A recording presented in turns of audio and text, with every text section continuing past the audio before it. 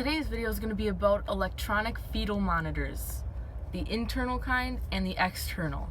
So the external kind are just placed on the mother's womb, and from the outside they can hear what's going on the inside.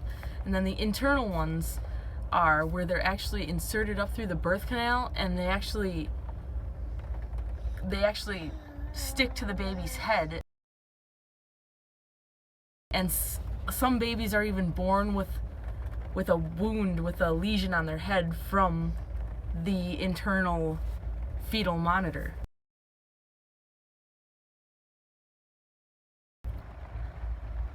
So here's some clips from articles. One of them is from the World Health Organization.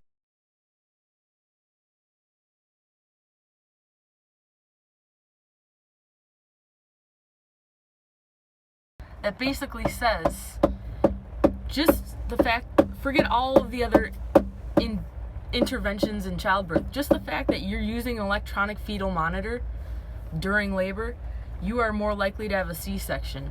And why is this? This is because the electronic fetal monitor monitors the baby's heart rate, and they're monitoring the mother's heart rate also. So when the baby's heart rate drops, that means the baby's in distress. We need to do something. We need to act quickly. We need to do a C-section. And they're going to play that card all day long because doctors prefer to do C-sections. They prefer you to submit, give all your power away to them, spend more money. It's actually not about the health of the mother or the baby anymore. It's all about money and all about what the doctors want to do, what's more convenient for them. Edward H. Hahn is the inventor of the electronic fetal monitor. And I'm just going to read you a quote from what he said. Quote for quote, he said this: "Most women in labor are much better off at home than in the hospital with an electronic fetal monitor. Most obstetricians don't understand the monitor. They're dropping the knife with each drop in the fetal heart rate. The C-section is considered as a rescue mission of the baby by the white knight, but actually you've assaulted the mother." Inventor of the fetal monitor actually said that. What does it mean when the baby is in distress? When the baby's heartbeat drops and they say the baby's in distress, that just means the baby's stressed out. The baby's freaking out in there. The reason the baby's stressed out is because the mother's stressed out. And of course she is, because look at the situation she's in a bright hospital with hooked up to monitors and all of the other things that go along with hospital birth. So as a mother, you just need to calm down and relax. You can turn it all around by just taking deep breaths, relax, don't stop worrying, and the baby's heart rate will go back to normal, and so will yours once there's no more worrying and stress.